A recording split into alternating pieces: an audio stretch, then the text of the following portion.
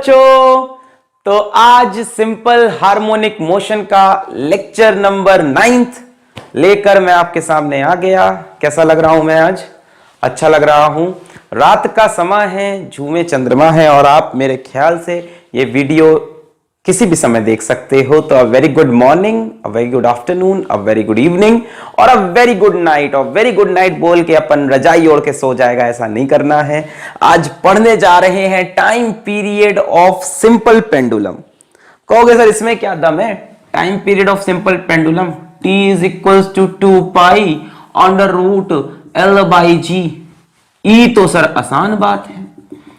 तो IIT definitely सीधा इस फॉर्मूले पे सवाल आपको नहीं देता है और इसीलिए आज का लेक्चर बनाना पड़ता है, ठीक है। तो ऐसा तो है नहीं कि तुमको एल और जी की वैल्यू दे देगा या दो पेंडुलम का लेंथ और कुछ लेंथ में चेंज करके कहेगा टाइम पीरियड निकालो, ठीक है। तो वो सपना तो तुमने 10th में देखा था कि ऐसे सवाल होंगे जीवन में।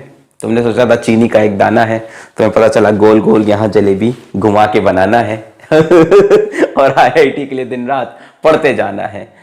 वो मेडिकल वाले यहां से गाली देना स्टार्ट कर दिए, हमारे बारे में बात कब करोगे, है ना। तो नीट वाले प्यारे बच्चों, आपके लिए भी ये लेक्चर उतना ही इंपॉर्टेंट है। बहुत इजी लेक्चर है, बहुत मजा आने वाला है। बहुत इजी चीज रहेंगी बट डेप्थ में चलेंगे, ठीक है। सीधा सीधा इस फॉर्मूले पे सवाल नहीं आएगा। ये दिखाएंगे ये फॉर्मूला कहां से आया, एसएचएम में सिंपल हार्मोनिक मोशन में कैसे टाइम पीरियड डिराइव करते हैं। किसी भी एसएचएम में डेफिनेटली वो डेरिवेशन भी नहीं आएगी बट हाँ उसको सीखना तो पड़ेगा ही। और ये टाइम पीरियड का फॉर्मूला कैसे आया, मैं पहले से बता दूं, मैं सिंपल पेंडुलम का मोशन एंगुलर नहीं मानूंगा। मैं एंगुलर मोशन को आज डिस्कस नहीं करूंगा।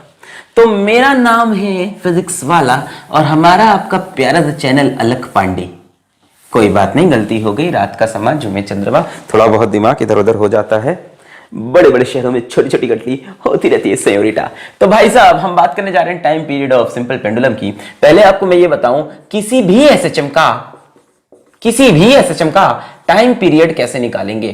टाइम पीरियड ऑफ एसएचएम, ये बात मैं पहले भी आपको लेक्चर्स में बता चुका हूं, आज फिर से डिस्कस करते हैं। किसी भी एसएचएम का टाइम पीरियड कैसे निकालेंगे। तो आप क्या करोगे कि सबसे पहले फाइंड मीन पोजीशन, है ना। मीन यानी कि सबसे मतलबी पोजीशन, सबसे इक्विलिब्रियम वाली पोजीशन, मतलब ही नहीं, मीन पोजीशन जहां पे नेट फोर्स 0 हो, उस पोजीशन को फाइंड करिए। Second step displace the body या ऑब्जेक्ट या पेंडुलम जो भी हो, ऑब्जेक्ट स्लाइटली मींस थोड़ा सा फ्रॉम मीन पोजीशन से उसको थोड़ा सा डिस्प्लेस करें and find net force on object. अब डेफिनेटली नेट फोर्स 0 नहीं होगी भाई। 0 कहां पे थी? इक्विलिब्रियम में थी, मीन पोजीशन पे थी। ये मीन पोजीशन को इक्विलिब्रियम पोजीशन में बोलते हैं ना, इक्विलिब्रियम से डिस्प्लेस कर दिया तो अब उस पे फोर्स लगेगी। अगर ये स्टेबल इक्विलिब्रियम होगा तो बॉडी वापस वही आना चाहेगी। मान लो इक्विलिब्रियम में वहां से खींच के छोड़ा तो वापस वही आएगी। नेट फोर्स ऑन ऑब्जेक्ट, और कोशिश करो कि उस नेट फोर्स को आप एक्सप्रेस कर सको f net is equals to minus k x के फॉर्म में, where displace the object slightly. कितना डिस्प्लेस करोगे? X. Displace the object slightly, कितना डिस्प्लेस करोगे? x from mean position. उसके बाद नेट फोर्स ऑन ऑब्जेक्ट निकालो और कोशिश करो कि वो net force minus k x के फॉर्म में आ जाए, where k is some constant for SHM, f is the net force.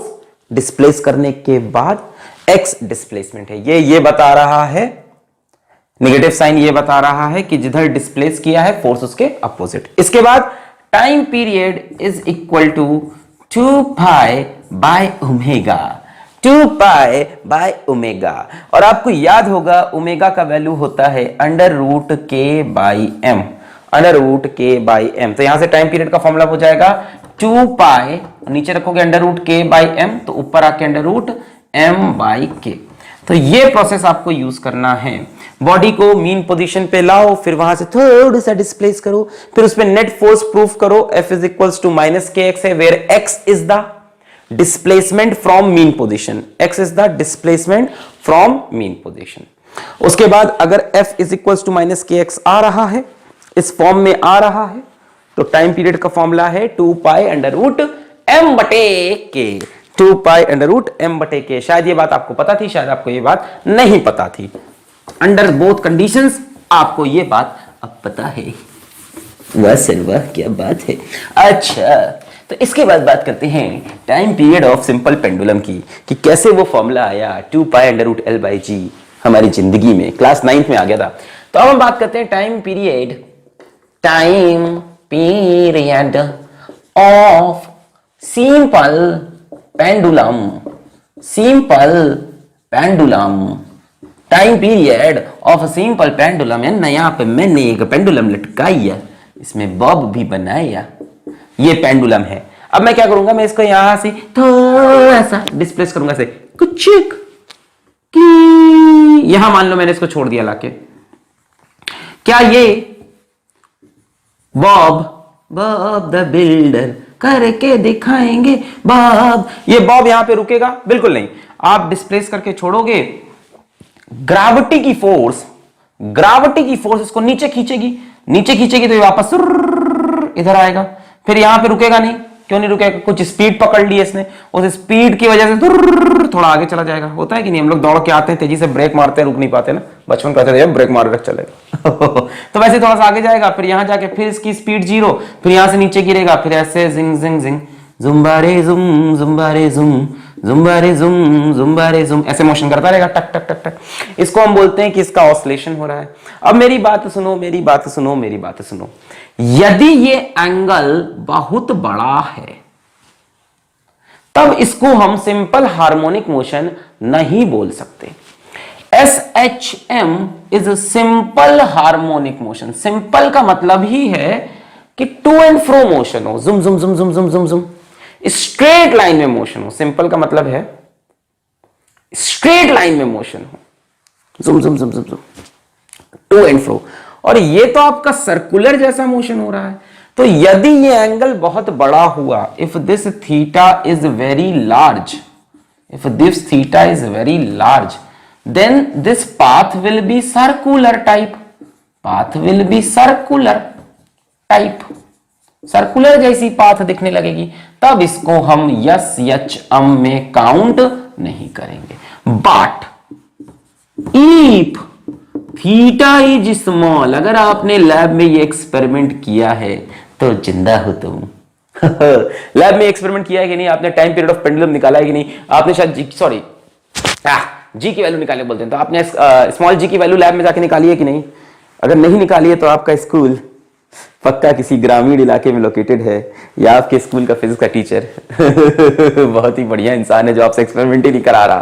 तो जी की हमको वैल्यू निकालनी स्कूल में कराई जाती है। उस एक्सपेरिमेंट में हमसे कहा जाता है कि इस पेंडुलम को आप ज्यादा डिस्प्लेस ना करें। कई बच्चे क्या करते हैं, उसको उठा के ऐसे डिस्प्लेस करके छोड़ते हैं, खटक खटक में झूला झूला देगा, बॉल को झूला झूला के इधर उधर दीवार में लड़ा देगा। तो वो नहीं करना होता है। वो करने से ये SHM नहीं रहता और उसका time period 2 pi under root l by g नहीं होता, वो सर्कुलर मोशन का टाइम पीरियड आने लगता है। ओ सर, मैंने सोचा ही नहीं था। स्कूल में जाते हैं, बॉब को पकड़ कर ऐसे करके खिलौने की तरह खेलना चालू कर दिए। अरे भैया, वो सर्कुलर मोशन का टाइम पीरियड आएगा, ऑसिलेशन का नहीं आएगा फिर। इसीलिए टीचर आपको बोलता है कि बच्चों थीटा को बहुत छोटा रखो, स्मॉल डिस्प्लेसमेंट दो, है ना। तुम सोचते हो उसको परवाह है कि तुम तोड़ ना दो। इफ थीटा इज स्मॉल, अगर थीटा बहुत छोटा है, तब ये पाथ नियरली स्ट्रेट लाइन हो जाएगी, नियरली स्ट्रेट लाइन हो जाएगी, और तब इसको हम SHM में काउंट करेंगे। जरा ध्यान से देखो, अगर ये थीटा बहुत छोटा हो, ये थीटा बहुत छोटा हो, तब देखो ये पाथ करीब करीब कैसी दिख रही है, स्ट्रेट लाइन दिख रही है। If theta is very small then this path is straight line, तब टू एंड फ्रो मोशन होगा, तब उसको हम सिंपल हार्मोनिक मोशन बोल सकते हैं। तो हम आज के डिस्कशन में ये बात अज्यूम करेंगे, कि पृथ्वी गोल है और यहाँ पे थीटा बहुत ही छोटा है। चलिए बात को आगे लेके चलते हैं। थीटा को लार्ज नहीं करिएगा, वरना ये सर्कुलर मोशन के टाइप का मोशन हो जाएगा। हमें वो नहीं चाहिए, हमें पेंडुलम चाहिए, हमको ऑसिलेशन चाहिए।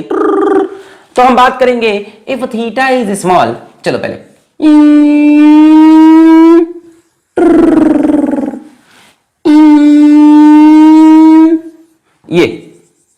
ये बॉब को मैंने उठाया ऐसे। इफ थीटा इज स्मॉल, मैंने बहुत थोड़ा सा उठाया, बहुत थोड़ा सा। इफ थीटा दिखाई भी पड़ रहा है कि नहीं? इफ थीटा इज स्मॉल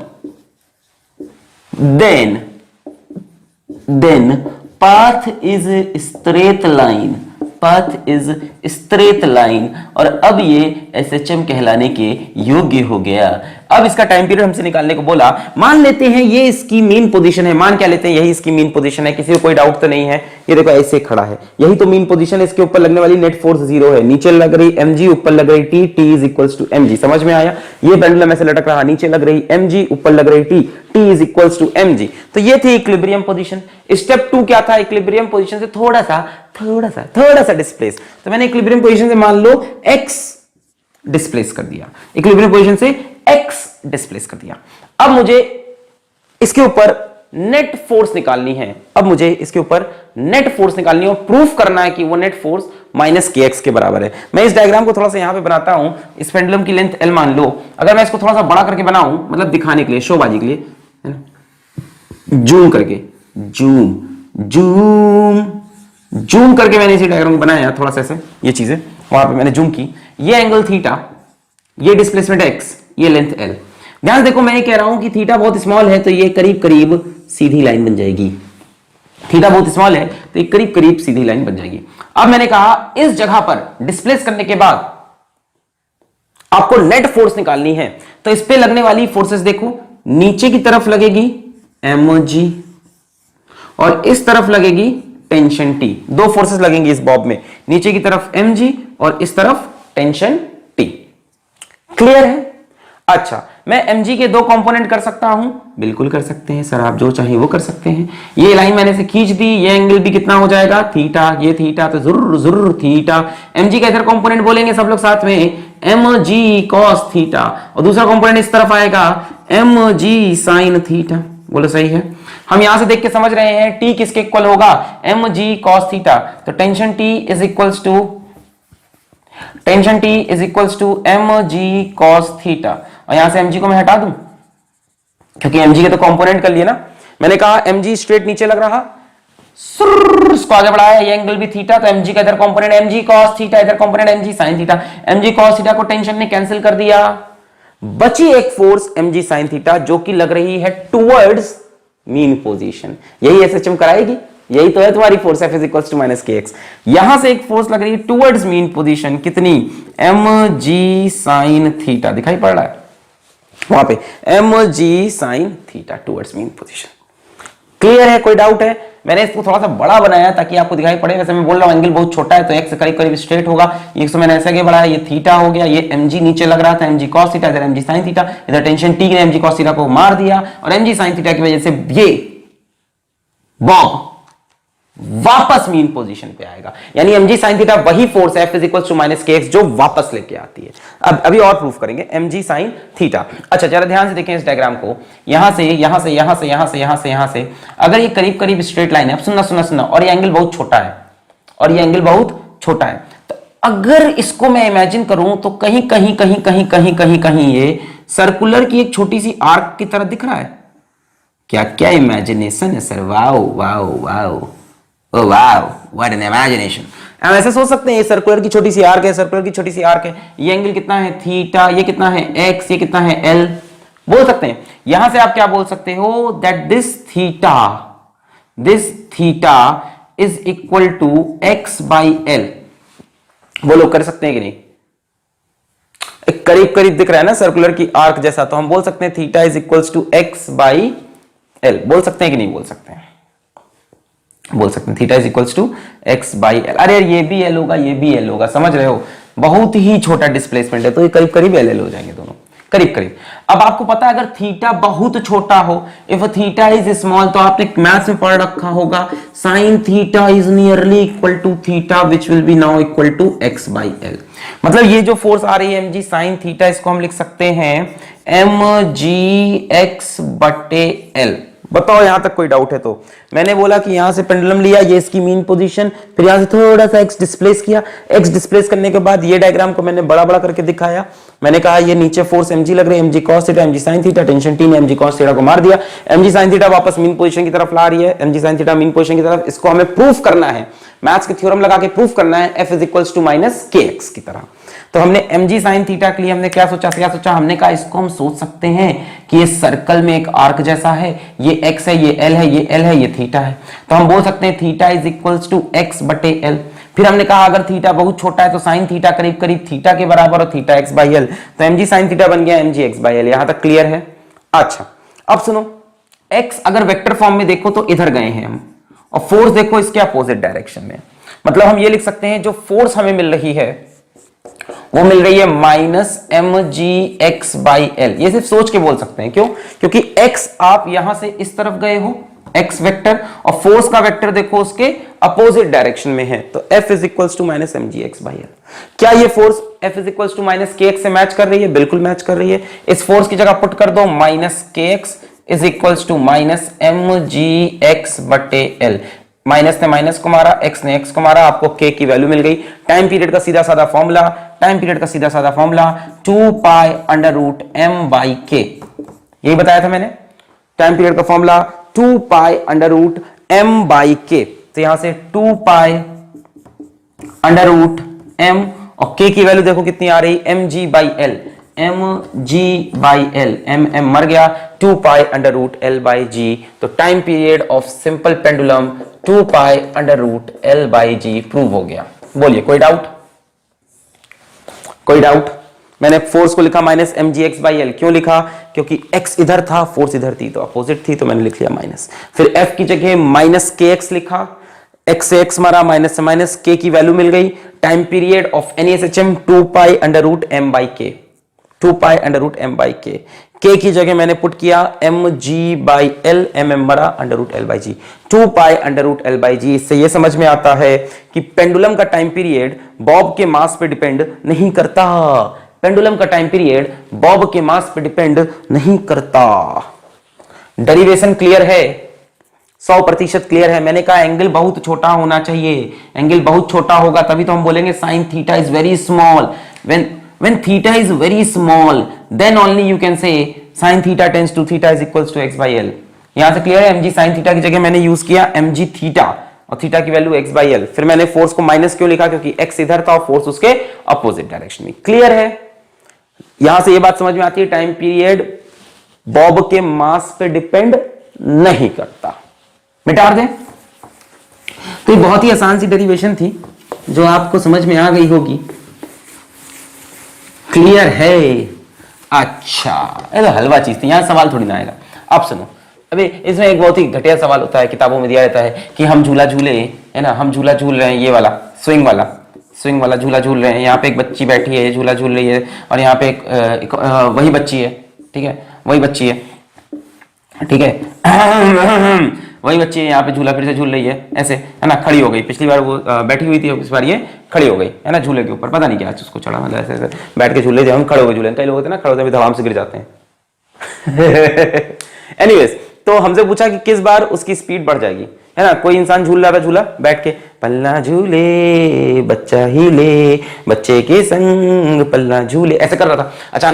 अचानक से वो बच्चा खड़ा हो गया। खड़ा हो गया तो क्या होगा, है ना, खड़ा होने के बाद क्या होगा, वो बच्चा खड़ा हो गया तो झूला तेज हो जाएगा कि धीमे हो जाएगा, सवाल ये है। तो पता नहीं कुछ होगा अभी कि नहीं होगा, है ना। तो जरा टाइम पीरियड की इक्वेशन देखो, t is equals to 2 pi under root l by g, ठीक है। तो आप ध्यान से देखो, यहाँ पे l जो होता है, ये l होता है इफेक्टिव लेंथ कि बॉब और सस्पेंशन पॉइंट, बॉब और सस्पेंशन पॉइंट में कितना डिस्टेंस है। जैसे यहाँ बॉब कहाँ है, यहाँ बॉब होगा आपका सेंटर ऑफ मास, है ना, बच्चे का सेंटर ऑफ मास बॉब बन जाएगा। ये बच्चा प्यार से बैठा है, इसको बैठाओ झूले पहले, हाँ ये है, एकदम बढ़िया, बहुत अच्छे। तो बच्चे का जो सेंटर ऑफ मास है यही तो बॉब होगा। यहां से लेके हैंगिंग पॉइंट की लेंथ, ये है अपनी लेंथ, ठीक है, ये लेंथ लेते हैं। यहां पे आपका सेंटर ऑफ मास कहां चला गया, ऊपर चला गया, तो इस बार ये हो जाएगी लेंथ। मतलब खड़े होने के बाद क्या हुआ, जो आपकी लेंथ है, जिसको इफेक्टिव लेंथ भी बोला जाता है कई बार, जो आपकी इफेक्टिव लेंथ है वो डिक्रीज कर गई, है ना। जब आप बैठे थे तो सेंटर ऑफ मास नीचे था, खड़े हुए सेंटर ऑफ मास ऊपर चला आया, तो effective length from suspension point कम हो गई। टाइम पीरियड दिख रहा है इफेक्टिव लेंथ पे डायरेक्टली प्रोपोर्शनल है, यानी जैसे ही आप इफेक्टिव लेंथ को कम करोगे खड़े होकर, टाइम पीरियड कम हो जाएगा। टाइम पीरियड कम हो गया मतलब छोटा हो गया, मतलब जल्दी जल्दी मोशन हो रहा है। टाइम पीरियड कम होने का मतलब छोटा हो गया।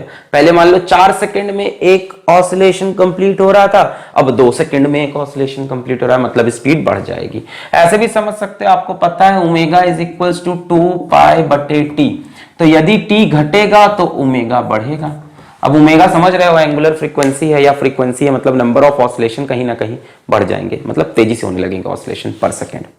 क्लियर है। तो जब बच्चा वो जो रहता है, जो खड़ा हो जाता है तो उसकी स्पीड बढ़ जाएगी, वापस बैठ जाएगा तो स्मूथली ट्रेवल करेगा, खड़ा होगा तो जुम जुम जुम जुम जुम जुम जुम जुम जुम जुम जुम करने लगेगा।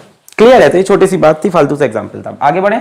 अच्छा, यहां से कुछ आने वाला नहीं है, फिर भी हो सकता है स्कूल एग्जामिनेशन में आपसे पूछ ले। बता लोगे बच्चा खड़ा होगा तो क्या होगा, उसका सेंटर ऑफ मास ऊपर जाएगा, जिससे इफेक्टिव लेंथ कम होगी, जिससे टाइम पीरियड कम होगा। टाइम पीरियड कम हुआ मतलब जल्दी जल्दी ऑसिलेशन हो रहा या ओमेगा ज्यादा हो जाएगा। मैं तेज तो नहीं बोल रहा हूं क्या? चलो आप स्लो कर लेना, हमेशा मेरा वीडियो फास्ट में देखते हो, आप स्लो में देख लेना। अच्छा, तो अब हम बात करते हैं कि मान लीजिए ये एक लिफ्ट है। यहां सवाल आया, आईआईटी 2005 में आया है, कंसेप्ट ध्यान से पढ़ना। ये एक लिफ्ट है और लिफ्ट के अंदर हम तुम, ऐसा कुछ नहीं होगा है लिफ्ट में लाइट चली जाए, फंस जाए, ऐसा कुछ होता नहीं है लिफ्ट के अंदर। कभी असली में आप फंसोगे ना तो डर के हमारे जान निकल जाता है। कभी बीच में लिफ्ट बंद हो जाए ना और 5 मिनट के लिए बंद हो जाए तो जान निकल जाता है, सब फिल्म में अच्छा लगता है देखने में। एनीवेज, इस लिफ्ट के अंदर एक पेंडुलम है। ओए होए होए सर, हम तो लिफ्ट में क्या सोच रहे थे, आपको पेंडुलम मिला? यही करो आप हम लोग के साथ। इस लिफ्ट के अंदर एक पेंडुलम है और ये लिफ्ट ऊपर जा रही है ए एक्सेलरेशन से। अब हमसे पूछा कि इस पेंडुलम का टाइम पीरियड क्या होगा, 2π√L/g होगा या कुछ और होगा। 2π√L/g होगा या कुछ और होगा। तो इस तरह के सवाल इंटरेस्टिंग हो जाते हैं। आप ध्यान से सुने, इस पेंडुलम को मेरे साथ देखें। यहां पर ये रहा पेंडुलम। आप एक बात बताएं, इस पे लगने वाली फोर्सेस कौन कौन सी हो जाएंगी? इस बार इस पे नीचे की तरफ फोर्स लगेगी mg और साथ में लगेगी एक सीडो फोर्स। भाई साहब, ये कैसा फ्रेम है? नॉन इनर्शियल फ्रेम, क्योंकि एक्सेलरेशन से जा रहा, यानी इस पे लगानी पड़ेगी एक सीडो फोर्स। नीचे की तरफ एक फोर्स लगेगी ma। अब इसका टाइम पीरियड निकालना है तो क्या करें? ये तो हो गई इसकी मीन पोजीशन, है ना। ऊपर की तरफ टेंशन T लगेगा, ma और mg के इक्वल हो जाएगा। ऊपर टेंशन T, नीचे mg और ma क्यों लगाया समझ में आ रहा है? SIDO force. कैसे फ्रेम में है ये? नॉन इनर्शियल, पूरा फ्रेम ऊपर जा रहा है तो इसके ऊपर नीचे की तरफ एक फोर्स लगाई ma। अच्छा है ना, इसका मास m माना है ना। कई लोग सोच रहे हैं ma क्यों लिखा है। अच्छा, अब हमें टाइम पीरियड चाहिए तो इसको थोड़ा सा डिस्प्लेस करना पड़ेगा। तो मैंने इसको थोड़ा सा डिस्प्लेस किया फ्रॉम मीन पोजीशन। मान लो यहां लेके आ जाए, दिखाने की बात है, एंगल बहुत छोटा है, सब शोबाजी, एंगल बहुत छोटा है, ठीक है, मतलब माइंड में रखो प्लीज। यहां पहुंच गए हम। यहां पहुंचने के बाद नेट फोर्स इस पे कितनी लगेगी? नीचे की तरफ mg+a बोल सकते हैं। mg भी नीचे, ma भी नीचे। फिर हम यहां से इसको आगे बढ़ाएंगे, बोलेंगे ये एंगल थीटा, इधर कंपोनेंट आएगा mg+a cos थीटा, इसको मिटा दो। अच्छा, और इस तरफ कंपोनेंट आएगा mg+a sin थीटा। यहां एक फोर्स होगी टेंशन की, टेंशन इसको काट देगी, इस वाली फोर्स को। नेट फोर्स कितनी बचेगी? mg+a sin theta towards mean position. ये मीन पोजीशन थी, इसे डिस्प्लेस किया टुवर्ड्स मीन पोजीशन। अरे यार बड़ा सिंपल था, पहले नीचे फोर्स mg थी तो mg की वजह से वो वापस आ रहा था। जब डिस्प्लेस किया तो mg की वजह से वापस आ रहा था, है ना। mg के कंपोनेंट से, mg sin थीटा वाले कंपोनेंट से। अब की बार नीचे की तरफ mg भी है और सूडो फोर्स ma भी है, तो दोनों के sin थीटा की वजह से वापस आ रहा। बड़ा आसान था, मतलब जो ये नेट फोर्स वापस बुला रही है वो है mg+a sin थीटा। अब वही बोलूंगा, थीटा बहुत छोटा है, ये कितना आगे गए x, लेंथ कितनी है l, theta is very small, तो थीटा इज वेरी स्मॉल, तो theta is nearly equal to sin theta. और इसको आप सर्कुलर आर्क मान के थीटा की वैल्यू क्या लिख दोगे? x/l। इसको सर्कुलर आर्क मान लोगे तो थीटा इज x/l और थीटा बहुत छोटा है sin थीटा के बराबर, तो sin थीटा की जगह x/l। यहां पे लगा दो माइनस, क्योंकि x उधर गए और फोर्स इधर आई। बस F नेट की जगह आप क्या रख दोगे? kx is equals to minus m g plus a into x बटे एल, माइनस से माइनस कैंसिल, एक्स से एक्स कैंसिल, यहां से k की वैल्यू आपको मिल गई एम जी प्लस ए बटे एल। तो एम जी की जगह एम जी प्लस ए है। टाइम पीरियड निकाल लोगे? Can you find the time period? Can you find? Where should I find? कोई जगह ही नहीं बची, ये रही। t is equals to 2 pi under root m by k, 2 pi under root m, और k की वैल्यू यहां से देखेंगे m g plus a into l, m से मर गया, 2 pi under root l by g plus a, ये आ रहा। यानी टाइम पीरियड कम हो गया कि बढ़ गया? यानी टाइम पीरियड देखो ये बढ़ा है, ये घटेगा, घट गया, टाइम पीरियड घट गया, जल्दी जल्दी ऑसिलेशन हो रहे हैं। सोचने वाली बात भी है, क्यों जल्दी जल्दी हो रहा है? क्योंकि ग्रेविटी की वैल्यू इफेक्टिवली बढ़ गई है। पहले सिर्फ g की वजह से नीचे आ रहा था या वापस आ रहा था, अब g प्लस a की वजह से वापस आ रहा है। तो इफेक्टिव वैल्यू ऑफ g बढ़ गई है। क्या बढ़ गई है? Effective value of g। यहां पे g रहता है ना पेंडुलम के फॉर्मूले में, g प्लस a आया। बहुत आसान था, पहले mg नीचे लग रहा था, अब mg प्लस ma नीचे लग रहा है। ओए होए होए होए, पहले नीचे की तरफ एक ही एक्सक्लेरेशन थी g, अब g भी है a भी है, तो g प्लस a आया। क्या मतलब? ये सब करने का जरूरत नहीं है, मतलब ये सब करने का जरूरत नहीं है। आप बस एक कंसेप्ट पकड़ लो। अब हर बार ये सब थोड़ी ना करेंगे। t is equals to 2 pi under root l by g effective. G effective होगा नेट ग्रेविटी का वैल्यू, नेट ग्रेविटी का value in that question. G effective, g effective कैसे निकला? समझ में आ रहा है? जी इफेक्टिव हमने सीडो फोर्स नीचे लगाई एम ए, जी नीचे था, तो अब की बार नीचे की तरफ कितनी फोर्स हो गई? एक तो एम जी और एक एम ए, तो नीचे की तरफ जी इफेक्टिव दिखाई पड़ रहा है। कितना हो गया टोटल? जी प्लस ए, तो 2 pi under root l upon g plus a. Question खत्म, क्वेश्चन खत्म। क्लियर है? जी इफेक्टिव का कॉन्सेप्ट बहुत प्यारा है, बहुत प्यारा कंसेप्ट है। क्लियर है? आगे दिखाएं और जी इफेक्टिव का कंसेप्ट। चलो कुछ रटो नहीं, बस ये समझ लो कि नेट आपको जी देखना है। G effective time period decrease कर गया था, है ना, जल्दी जल्दी ऑसिलेशन हो रहे थे। अब जरा इसमें बताओ, सवाल कुछ भी आ सकता है पेपर में, ठीक है। जैसे मान लो हमसे बोलता है ये यहाँ पे पेंडुलम लटका हुआ है ट्यूब इस लिफ्ट के अंदर, और ये लिफ्ट नीचे की तरफ जा रही है एक्सेलरेशन से। हमसे पूछा आप बताओ टाइम पीरियड डिक्रीज करेगा कि इंक्रीज करेगा, मतलब नॉर्मल सिचुएशन से डिक्रीज की इंक्रीज निकाला जाए। चलो इसको बाहर निकाल लो, पेंडुलम को। इसके ऊपर एक फोर्स नीचे की तरफ लगेगी mg, और ऊपर की तरफ सीडो लगेगा इस बार ma। बाई सीडो फोर्स इसके अपोजिट डायरेक्शन में लगती है एक्सटर्नल एक्सेलरेशन के। अब यहां से देखो इसका जी इफेक्टिव कितना दिखाई पड़ रहा है? साफ साफ दिखाई पड़ रहा है g माइनस ए। तो t is equals to 2 pi under root l upon g minus a. अब ये डिक्रीज कर गया है, टाइम पीरियड इंक्रीज कर जाएगा।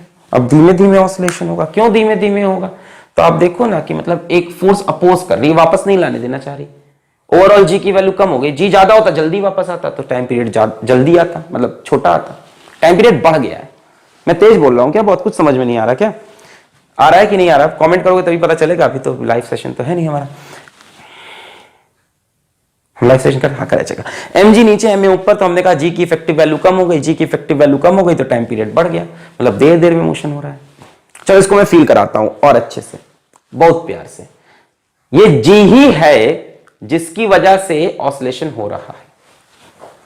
जी की वैल्यू जितनी छोटे करते जाओगे ऑसिलेशन उतना धीमा होता जाएगा। यहां पे जी की वैल्यू देखो कम हो गई क्योंकि एम ए ऊपर लग गया, ऑसिलेशन धीमा पड़ गया। जी की वैल्यू कम हुई, ऑसिलेशन टाइम पीरियड क्या हो गया? ज्यादा, मतलब ऑसिलेशन धीमा हो गया। इसको फील करने का ये सवाल है, जरा देखो तुमको मजा आ जाएगा। ये पेंडुलम है और नीचे की तरफ एक्सेलरेशन जी है। अब इसका टाइम पीरियड बताओ। करो भाई, कर भाई सवाल, कर भाई सवाल, इसका टाइम पीरियड बता भाई टाइम पीरियड। तो मैंने इस पेंडुलम को बाहर बनाया, बाहर बना के इस पे मैंने फोर्स दिखाया नीचे की तरफ mg, और ये एक्सेलरेशन पलट के ऊपर लग जाएगा ma। तो तो g इफेक्टिव का वैल्यू होगा सर g माइनस ए, क्योंकि a g के बराबर है तो यहां पे नेट एक्सेलरेशन या नेट g इफेक्टिव 0 आएगा। नेट g इफेक्टिव 0 आने के बाद सर जो टाइम पीरियड होगा वो होगा 2 pi under root l upon करीब करीब 0, यानी ये आंसर करीब करीब इंफिनिटी, करीब करीब 0, ये आंसर करीब करीब इंफिनिटी, या नॉट डिफाइंड भी कह सकते हैं अगर एग्जैक्टली 0 है तो। जो भी बोलो मैं समझा ले जाऊंगा तुम कहोगे सर वो 0 है कि नहीं, ऐसी बात ही नहीं है।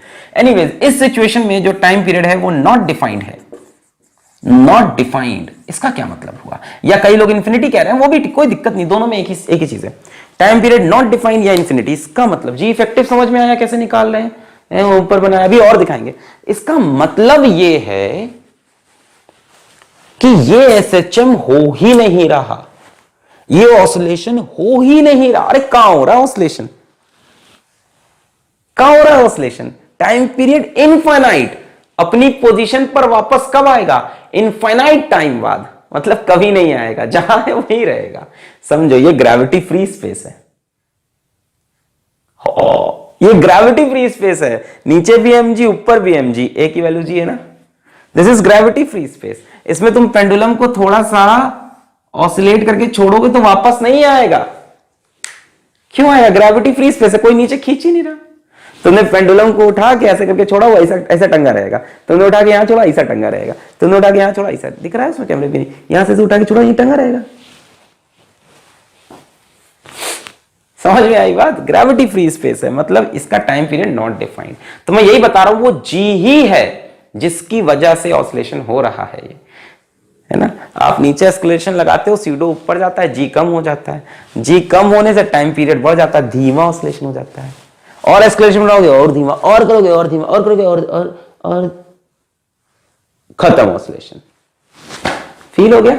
जी की वैल्यू जितनी घटाते जाओगे ऑसिलेशन कम होते होते होते होते होते होते होते खत्म। इसमें देखो टाइम पीरियड बढ़ गया, मतलब धीमी धीमी ऑसिलेशन। खैर ये सब तो बातें हैं और बातों का कोई एंड नहीं है, पर जेई 2005 में आए हुए सवाल का एक अंत है, और अंत है उसका आंसर।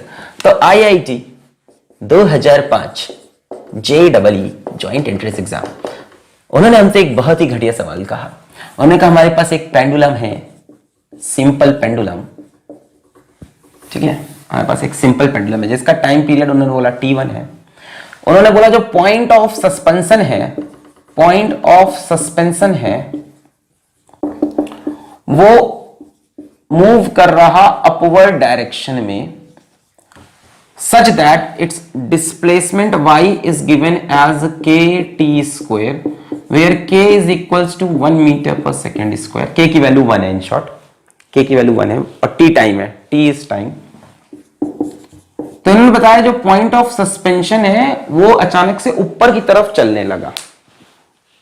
कैसे? y is equals to kt square से। कैसे? y is equals to kt square से, y उसका डिस्प्लेसमेंट है।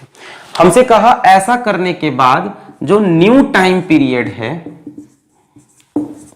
वो है साहब T2, और जेई ने हमसे पूछा the ratio of T1 square to T2 square is, option दिए A B C D। Option था 5/6, 6/5, 1, 1/2, ये थे ऑप्शन। ट्राई करें, एक बार ट्राई करें खुद से। एक्सेलरेशन ना देके डिस्प्लेसमेंट दिया, उसको 2 बार डिफरेंशिएट कर दो, एक्सेलरेशन मिल जाएगा। लो हमने आंसर भी तुमको बता दिया, लो मान लिया हमने है प्यार नहीं तुमसे। पहले बोला सिंपल पेंडुलम में टाइम पीरियड T1 है, तो T1 की वैल्यू सिंपली आप निकाल सकते हो 2 pi under root L/G। Simple pendulum, simple situation. फिर बोला पॉइंट ऑफ सस्पेंशन को मूव अपवर्ड कर दिया, y is equals to kt square. Displacement की ये इक्वेशन है, तो वेलोसिटी की निकालो, फिर एक्सेलरेशन की निकालो। तो y is equals to kt square, यहां से वेलोसिटी हो जाएगा dy/dt, तो 2kt स्क्वायर, सही है। और k की वैल्यू कितनी है? 1 रख दिया जाए, 2t स्क्वायर, सही है। यहां से t स्क्वायर कहां से आ रहा है? डिफरेंशिएट भी गलत कर रहा हूं, कितनी रात हो गई है? 2kt, और k की वैल्यू रख दी मैंने 1, तो 2t, ठीक है। अच्छा हो गई गलती, हाँ हो गई गलती मुझसे मैं मानता हूँ, पर आज भी उसे अपनी जान मानता हूँ। छोड़ दो जान मानना, चलो कुछ होना है, पढ़ लो। A is equals to dv by dt। इसको फिर से डिफरेंशिएट करेंगे टाइम के रिस्पेक्ट में, तो इसका डिफरेंशिएशन आएगा 2, यानी एक्सेलरेशन है 2 मीटर पर सेकंड स्क्वायर। किस डायरेक्शन में? अपवर्ड डायरेक्शन में। किस डायरेक्शन में? अपवर्ड डायरेक्शन में। मतलब जो भी पेंडुलम है वो ऊपर भाग रहा है with an acceleration of 2 metre पर सेकंड स्क्वायर। बोले ये तो मतलब हुआ the point of suspension, the point of suspension, the point of suspension is moving upward with an acceleration, अब वो एक्सेलरेशन विद अ डिस्प्लेसमेंट, जिसकी वजह से y की ये इक्वेशन है तो हमने वेलोसिटी की इक्वेशन निकाली, dy बाई dt, एक्सेलरेशन निकाल लिया। नहीं आ रहा, टफ लग रहा, समझ में आया? y दे रखा था एक्सेलरेशन की जगह, मूविंग अपवर्ड दिया, y दिया, डिफरेंशिएट करके देख लिया। अभी यही एक्सेलरेशन 0 आ जाता, मान लो एक्सेलरेशन 0 आ जाता डिफरेंशिएट करते करते, तो टाइम पीरियड वही रहता t2 भी, 2 pi under root l by g, ratio हो जाता है इन दोनों का 1, कोई दिक्कत नहीं है ना। मान लो y is equals to kt होता, y is equals to kt होता, तो जब डिफरेंशिएट करते तो पहली बार आता k, अगली बार आता 0 डिफरेंशिएशन, है ना। तो हो सकता है एक्सेलरेशन 0। खैर अब यहां पे इस पेंडुलम को बाहर निकालूंगा, बाहर निकाला, नीचे की तरफ फोर्स mg, ऊपर की तरफ फोर्स ma, बोलो सही है? नीचे की तरफ फोर्स mg और सॉरी ये भी नीचे लगेगा, नीचे की तरफ फोर्स mg और सीडो भी नीचे लगेगी, नीचे की तरफ ma, बोलो सही है? जब इसको मैं लगाऊंगा इसके ऊपर सीडो तो किधर लगेगी? अपोजिट डायरेक्शन में नीचे, और mg भी नीचे, तो g इफेक्टिव कितना हो गया? g plus a, g plus a, तो सेकेंड केस का g effective g plus a। तो t2 भी आप निकाल सकते हो, आप t2 की वैल्यू कितनी हो जाएगी? t2 की वैल्यू हो जाएगी 2 pi under root l by g plus a. बोलो क्लियर है? अब आपको रेशियो चाहिए t1 square by t2 square, तो t1 बाई t2 का रेशियो देख लो पहले। t1 by t2, 2 pi cancel हो जाएगा, अंडर रूट एल कैंसिल हो जाएगा, और g से इनवर्सली प्रोपोर्शनल है तो आएगा under root g plus a by g. बोले ये आएगा t1 by t2, 2 pi cancel, root l cancel, t1 का g इनवर्सली प्रोपोर्शनल है तो देखो ये नीचे आया, और t2 का g प्लस ए ऊपर गया, यही आएगा। अच्छा g की वैल्यू 10 रख लेते हैं, तो अंडर रूट 10 प्लस 2 बाई 10, तो ये हो गया अंडर रूट 12 बाई 10, यानी 2 6 12 2 5, 6/5। इसका स्क्वायर करोगे t1 square upon t2 square is equal to 6/5, option B is correct. बोलो क्लियर है? बोलिए आया? पॉइंट ऑफ सस्पेंशन का एक्सेलरेशन ना बता के उन्होंने बोल दिया डिस्प्लेसमेंट ऐसा है, वहां से आपने वेलोसिटी निकाल ली, उससे एक्सेलरेशन निकाल लिया। ऊपर की तरफ था, सीडो फोर्स नीचे लगी है में, जी भी नीचे, जी इफेक्टिव जी प्लस है, नया time period 2 pi under root l upon g plus है, t1 बाई t2 किया, 2 पाई से 2 पाई कैंसिल, एल से एल कैंसिल, फिर t1 का रूट जी नीचे रह जाएगा, t2 का ये ऊपर चला आया, फिर वैल्यू। क्लियर है? आसान है? बहुत बढ़िया, मिटा दें। बहुत बढ़िया भाई, वेरी गुड बच्चों, वेरी गुड। आगे देखें, आगे देखें, ये कहानी अभी खत्म नहीं हुई। मान लीजिए एक कार है, ठीक है, और इसमें मैं बैठा हूं, ठीक है, क्योंकि आपको मैं हमेशा ट्रॉली में बैठाता हूं, और ये कैसे बैठा हुआ है ऐसे, स्टीयरिंग कहां है? ये रही, हाँ। और इस कार में एक पेंडुलम लटक रहा है, ये कार ए एक्सेलरेशन से आगे भाग रही है। हमसे पूछा what is the time period of this simple pendulum, length L है, मास एम है, बाकी सब सेम चीजें हैं। ए एक्सेलरेशन से कार आगे जा रही, तो भाई साहब टाइम पीरियड होगा 2 pi under root l upon g effective, यही होगा। अब जी इफेक्टिव क्या होगा इसमें? अब देखो यहां पे सोचना पड़ेगा, पहले इस पेंडुलम को बाहर बनाओ, सुनो सुनो आराम से सुनो, कोई टेंशन नहीं है, इसको बाहर बनाओ।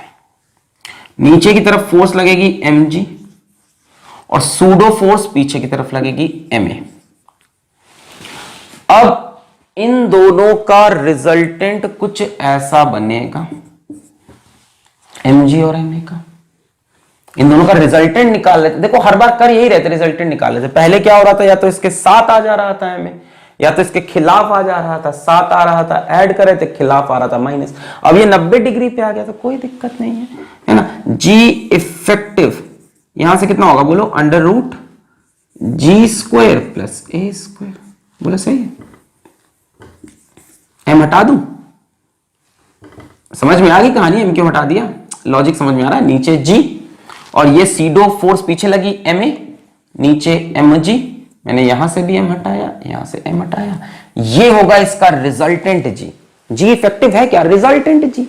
पहले जी भी नीचे, एम ए भी नीचे ऐड हुआ, अपोजिट में था सब्ट्रैक्ट हुआ, अब सीडो लगाने के बाद ये 90 डिग्री पे तो ऐसे डाल दिया, रिजल्टेंट निकालना है। तो t is equals to 2 pi under root l upon g square plus a square.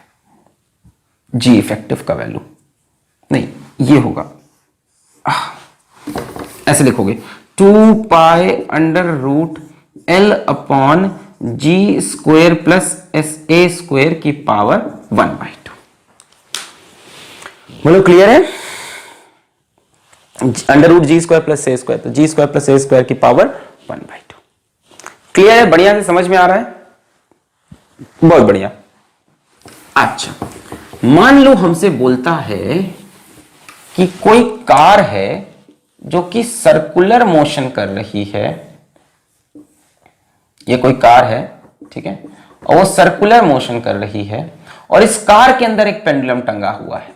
ये कार आर रेडियस में इस टाइम v वेलोसिटी से भाग रही है, और इसके अंदर एक पेंडुलम टंगा है, उसका टाइम पीरियड बताइए, जरा सोचिए। इसके अंदर एक पेंडुलम टंगा है, ऐसे मान लो इस कार के अंदर, ठीक है। इस पेंडुलम पे एक फोर्स नीचे की तरफ mg, कार सर्कुलर मोशन कर रही तो इस पे लगेगा centripetal acceleration towards the centre, कितना होगा v स्क्वायर बाई आर। अब पेंडुलम कार के अंदर है यानी नॉन नेचुरल फ्रेम पे, तो उस पे लगेगी सीडो फोर्स, यानी इस तरफ एम ए सी, जिसको सेंट्रीफ्यूगल फोर्स भी आप कहते हो ना। यहां की तो सीडो फोर्स भी डिफाइंड होती है ना सर्कुलर मोशन में, सेंट्रीफ्यूगल। तो बाहर की तरफ लगेगी सीडो फोर्स एम ए सी। यहां पे भी जी इफेक्टिव निकालना आपके लिए बहुत आसान है, ये आएगा जी इफेक्टिव, एम हटा दो, यहां से निकाल लोगे, g effective is equals to under root g square plus a square. अब टाइम पीरियड निकालना आपके लिए बच्चों का खेल, t is equals to 2 pi under root l upon g effective की जगह g square plus a square की पावर 1/2। ये होगा ना 2 pi under root l upon g effective, और जी इफेक्टिव कितना हो जाएगा, under root g square plus a square. ए की वैल्यू निकाल लेना, ए की वैल्यू है वी स्क्वायर बाई आर, यहां पुट कर तो चाहो तो t इज इक्वल्स टू 2, मतलब सब तो रखने की बात है, under root l upon g square plus a square, तो v की पावर 4 अपॉन आर स्क्वायर की पावर 1/2। बोलो सही है? ए स्क्वायर v की पावर 4 अपॉन आर स्क्वायर की पावर 1/2। समझ में आ रहा है जी इफेक्टिव का कंसेप्ट? अब जरा इसी में एक बढ़िया एक और सवाल देख लो जी इफेक्टिव पे। जैसे मान लीजिए यहां पर एक इंक्लाइन है, और इस इंक्लाइन के ऊपर एक कार्ट है,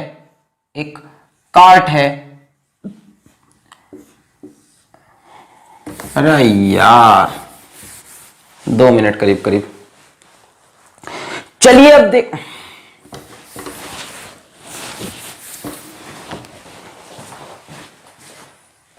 दो 30,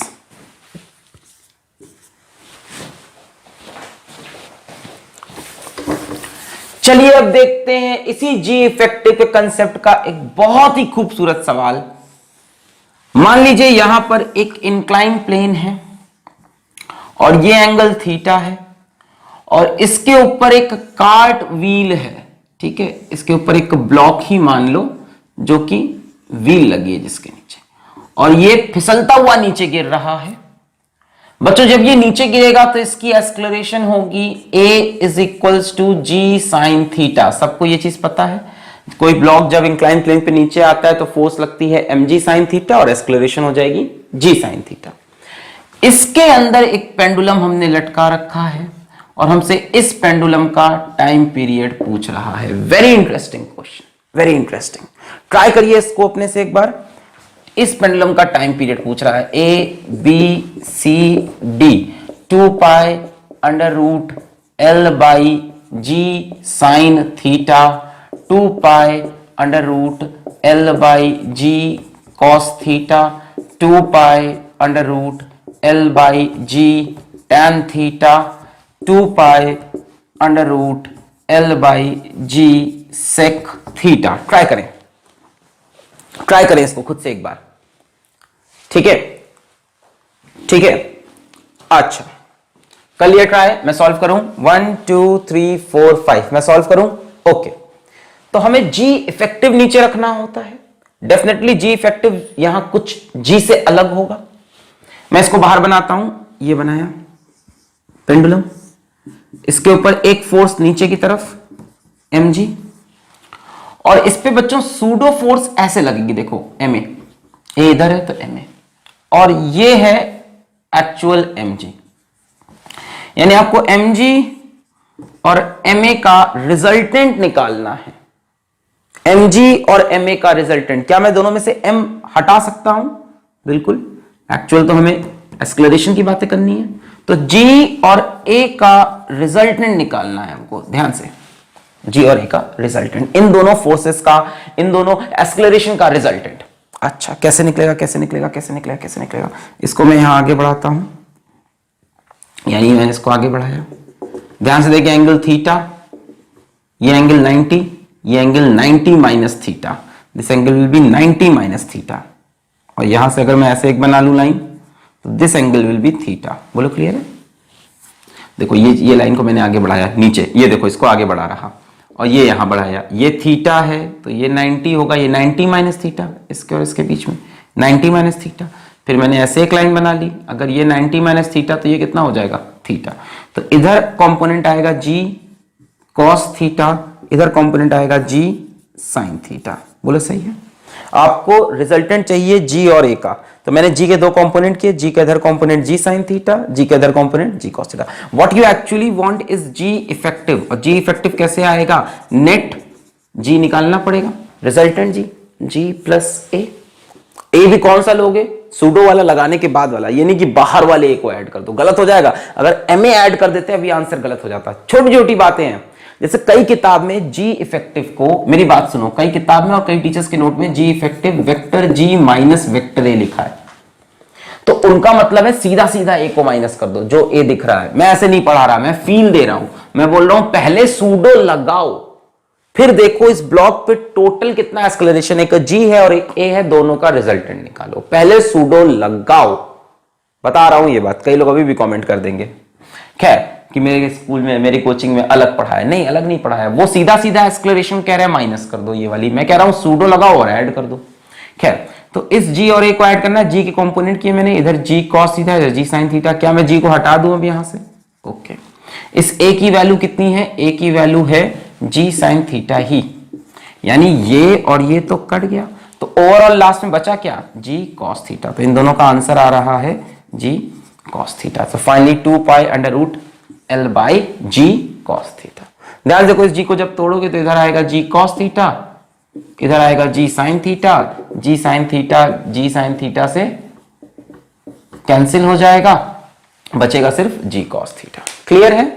यही क्वेश्चन आईआईटी में पूछा था ईयर 2000 में, सन 2000 में आईआईटी जेईई में सवाल आया था कि एक इंक्लाइन प्लेन के ऊपर एक व्हीकल जा रही है, उस व्हीकल में एक पेंडुलम लटका है, तो उसका टाइम पीरियड क्या होगा? उन्होंने बोला था इंक्लाइन प्लेन का एंगल अल्फा है, इंक्लाइन प्लेन का एंगल अल्फा है, तो 2 pi under root l upon g cos alpha. Incline plane का एंगल थीटा, तो 2 pi under root l upon g cos theta, alpha होता है 2 pi under root l upon g cos alpha. तो यहां pendulum वाली कहानी में इतनी ही बात। अब पेंडुलम में एक सवाल और आता है कि पेंडुलम का टाइम पीरियड हीट करने पे बढ़ेगा कि घटेगा, टाइम का लॉस होगा कि टाइम का गेन होगा। जैसे पेंडुलम को हमने हीट कर दिया, पेंडुलम के वायर को, अब किसी चीज को हीट करोगे तो एक्सपैंड करेगा, तो उसका वायर खिंच जाएगा। पेंडुलम के वायर को हीट कर दो, मान लो टेम्परेचर सराउंडिंग का बढ़ गया, एक इस तरह का सवाल बनता है कि सराउंडिंग का टेम्परेचर बढ़ गया, टेम्परेचर बढ़ेगा तो वायर एक्सपैंड करेगा, वायर एक्सपैंड करेगा तो लेंथ बढ़ेगी तो टाइम पीरियड बढ़ेगा। तो एक इस तरह के सवाल बनते हैं, तो इसको मैं यहां पे डिस्कस नहीं कर रहा। अगर आपको ये सवाल देखने हैं तो आपको YouTube पे टाइप करना होगा थर्मल प्रॉपर्टीज ऑफ मैटर 02, और उस लेक्चर के टुवर्ड्स द एंड आप पहुंचेंगे जब, तो वहां मैंने एप्लीकेशंस बताए थर्मल प्रॉपर्टी के, उसमें मैंने ये कंसेप्ट पढ़ाया है टाइम पीरियड वाला। पढ़ाई करते रहें, ऑल द वेरी बेस्ट।